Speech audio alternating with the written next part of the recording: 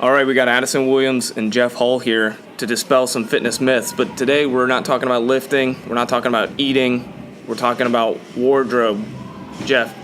Last week we talked about performance enhancement.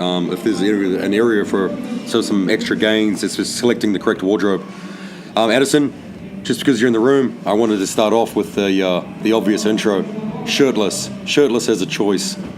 Right, so shirtless makes you the strongest. The person wearing the least clothes clearly has the most range of movement. But around here, for those listening at home who haven't met him, Addison or Addison, as we call him around here, rock hard, obviously shirtless usually before he shows up, quite often shirtless stepping out of the car.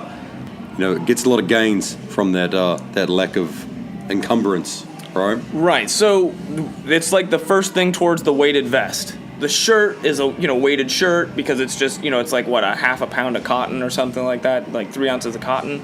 Got to get rid of that weight. Also, your muscles got to be able to breathe, right? Because you breathe through your skin when you're working out.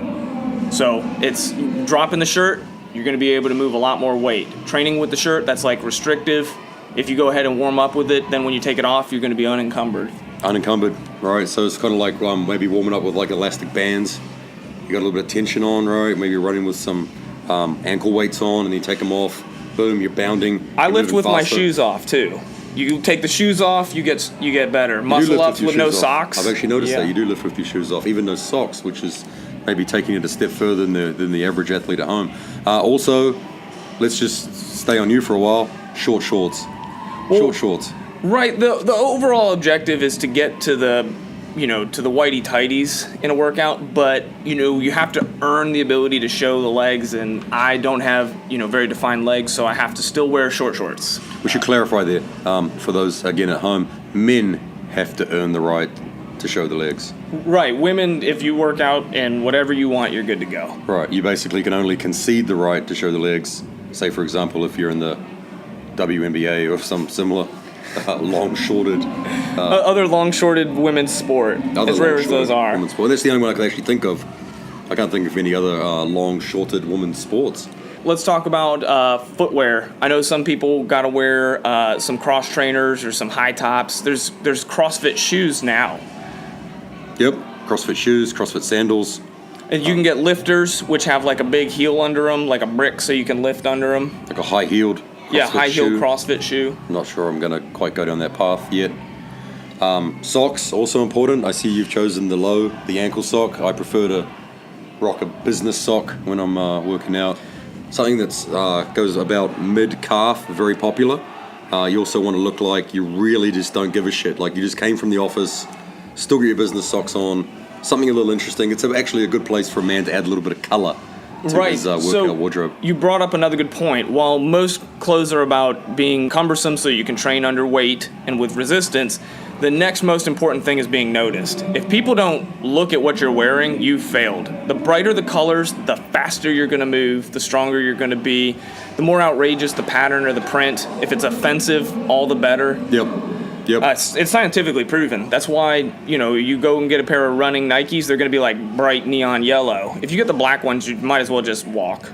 Well, unless you get the black ones with like the battle flag on them, right? Right. So maybe then it's controversial maybe or whatever. A blue line through them, maybe a red line, maybe some disruptive patterned material. The military apparel, as you'll see myself, I'm wearing a shirt, has an AR on the front of it.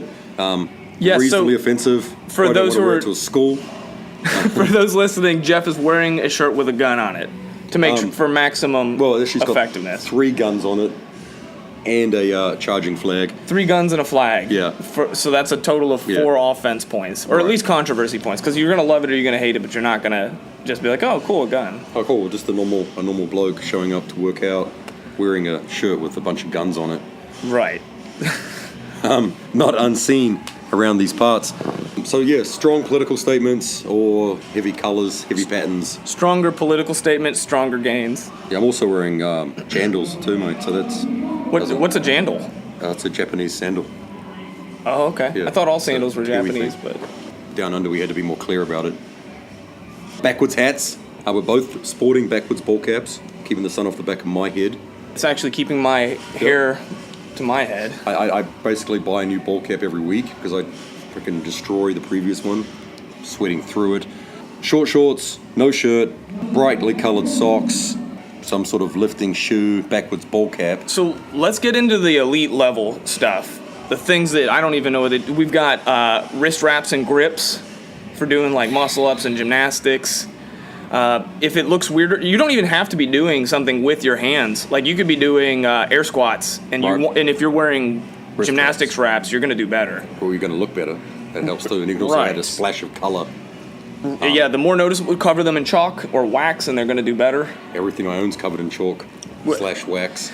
We've got knee sleeves. Common misconception: people think that's to protect your legs, your shins from getting hit. It's actually to make you more noticeable. So if you're doing muscle ups with knee sleeves, you're going to do better muscle ups. I like to wear my knee sleeves down around my ankles when I go to the supermarket, just so people know what I'm shopping for. Which is going to be paleo food. Paleo foods. Because you're a CrossFitter, because nobody else would wear with their knee sleeves around their ankles at the supermarket. Right. I also wear my knee sleeves to work most days, just in a business environment. It kind of puts everybody else in their place. Puts them at ease. So you wear business socks to lift, but you wear your knee sleeves around your ankles to work. And business socks underneath my knee sleeves. Yeah, switch it up.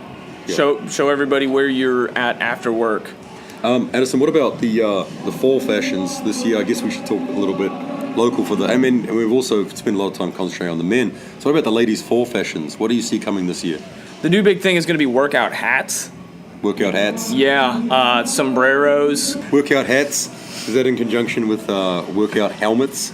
Exactly. Some of the stuff is for safety. Like we said, leg burns doing rope climbs, wear tall socks. You think you might crash on the assault bike? Wear a helmet. Maybe some reflectors just to make sure that people can see you when you're out there cycling. Always wear something reflective when cycling. Life jackets on the rower. In fact, that's all I like to wear when I'm on the assault bike is a bloody helmet. Just in case I take a spill. Yeah, I mean, just protect the only thing that's really at risk on the assault bike. Right. And I mean, it's got assault right in it, so it's dangerous. Brain bucket on, we should be fine. Headbands. Bandanas. Little known fact, again, a lot of people think that you wear a headband to keep the sweat out of your eyes. What you actually are doing is keeping the glare off of your naked forehead. Yep, that's very important to me. Having a fully nude forehead. So one of the things I've seen coming this year, just from doing a little bit of research, is we're going to be looking for a lot of ladies' patterns this year in your plaids, a lot of Seville row, a lot of your very European look, a lot of heavy, oversized coats.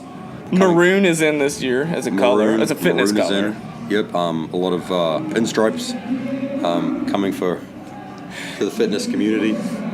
So, ladies, if you're out shopping today, just some things to think about. Yeah, and if there's anyone that women should take wardrobe advice from, it's you. It's me. Yeah. Middle-aged man. Yeah, 40. The target audience here. Yep, exactly. Yep. A lot of guns, a lot of pinstripes. So I want to move into something I think is probably near and dear to your heart. It's tattoos. Tattoos and their effect on your strength. Tattoos, incremental strength gains. So is the location of the tattoo relevant to where you get the gains? So do arm tattoos lead to stronger guns, stronger arms? Yep. Leg tattoos make your legs stronger? Definitely. So it's all part of my strength and conditioning routine.